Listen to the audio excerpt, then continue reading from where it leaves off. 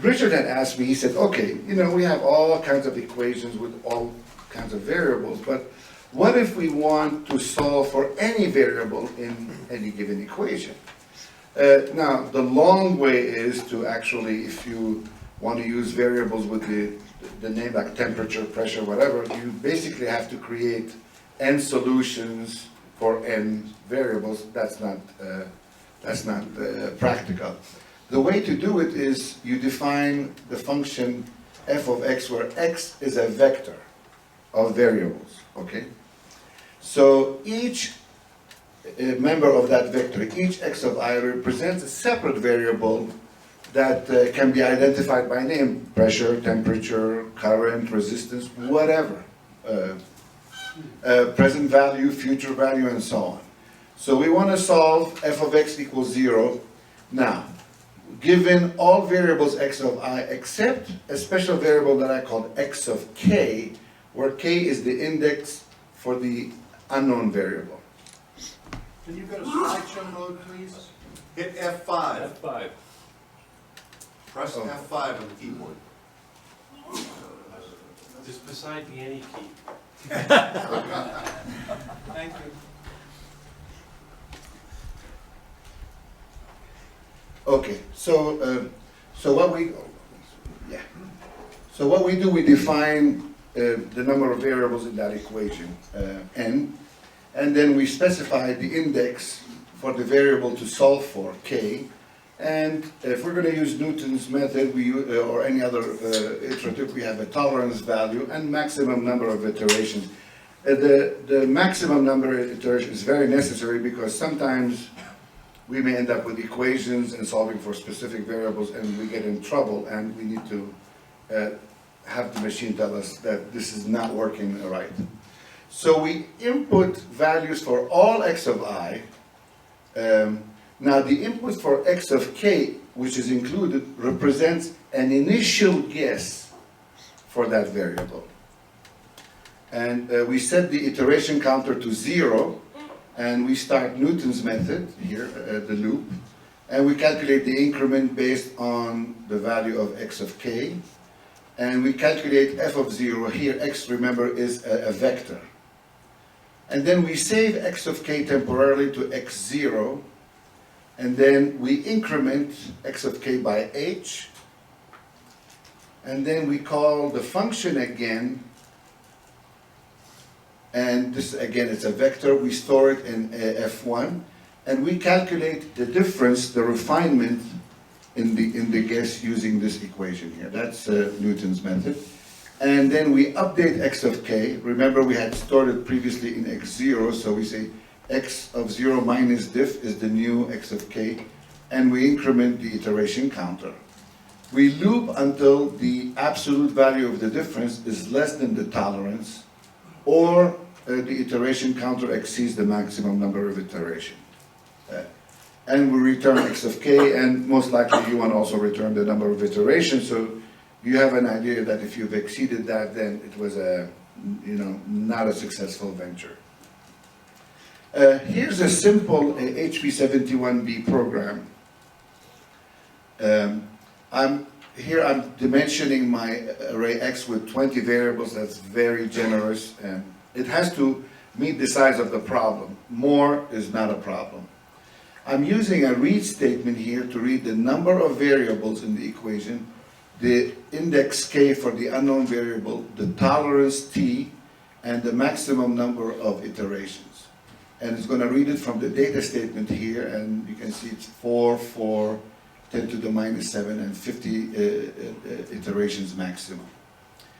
The loop, the for loop between lines 50 and 80, will prompt me to enter my data. Now, if it sees I equals k, then it's going to display guess for temporarily, so that the input will prompt me, it says guess for something, or just x of I. So I can tell when I'm entering an actual value and when I need to enter a guess for the unknown variable.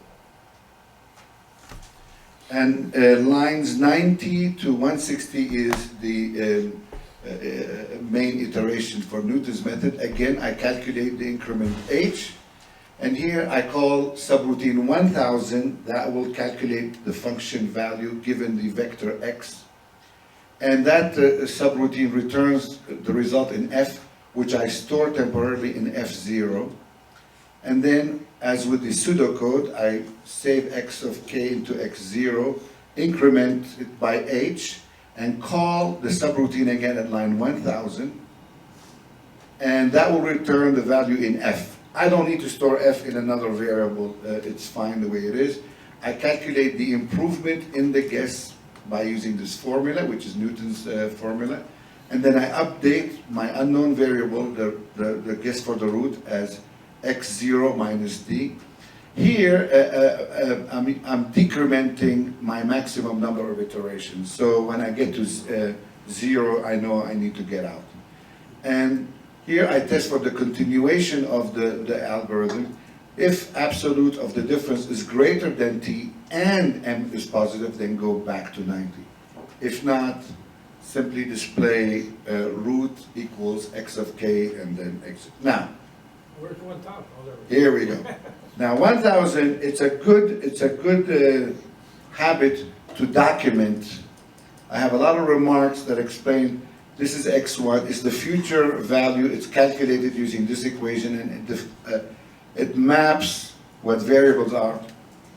This is very important to document your work, because when you come 6 months later and you look at it, you go, okay, I get it, what I'm doing. And then here, we calculate the function value. Notice here, this is the future value minus, so I'm aiming f equals 0. When everything all the values are appropriate. And Richard had asked for a demo on the time value of money. So, oops, sorry. We want to solve for n, 2 examples. Example number 1, we want to solve for the number of periods, years or whatever. And we have the future value is $200, present value is 100. The interest rate is 5%, and we're going to guess we need 10 period. We edit line 40 to make sure that the second value in the list is number 4, pointing to this variable, to the number of periods.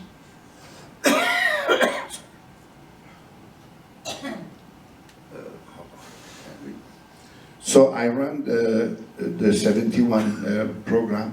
So it's going to prompt me x1, x2, x3. The user input is in red. 200, future value, current value, interest rate. And then it's going to say guess for x. So that's the signal. Okay, my guess is at 10. It will iterate and give me that the period is 14.2. It could be like 14.2 years. That's my answer. Another example, same kind of problem, but this time I want to solve for the interest rate. Again, I have a future value of $200 from a present value of 100. I'm guessing 5% for, say, 10 years. Again, I have to edit line 40 to make sure that the second argument, the value for k, points to this variable. And I had to run, and the first 2, that's the future value, present value, and then when it comes to x3, it says, that's the one you want to solve for, so it puts the guess for, and it alerts me, so I give it a guess of 5%, and then the number of periods is 10, and it tells me that the interest rate is 0.0717. In the proceedings I've included an HB41C implementation, and I remember many years ago I had submitted a similar program to the users library in Corvallis. I also have included a .raw file so you can run it on Furlow's 41CX emulator. And I was able to get, my RPL was majorly rusty. So David M. from North Carolina on the HP Museum was kind enough to look at my HP71B code and then submit he gave me several versions, and I realized that I needed it close to what I had on the 71. So This is his code. I'm going to breeze through it. The first 2 pages, he is initializing the code and the arrays. And then this page, he is prompting so that when he gets to the index K, he will prompt guess for. So this is the input page. And then this page is the code for the Newton's method, the loop. And then finally, he displays the root and then restores the flag to the original value it was. Gauss, in his native German, was like to thank Dave for his contribution. Now, I got a quiz for you, Matt. What is the square root of 1 plus tangent square of c? I'm sorry? Secant of C. You're right. Secant C or sec C or sexy. And Justin Timberlake says, I want to bring sexy back. Aren't you sorry now, Roger?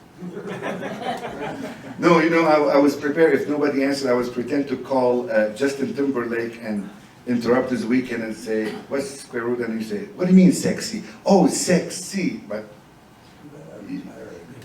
anyway, thank you very much.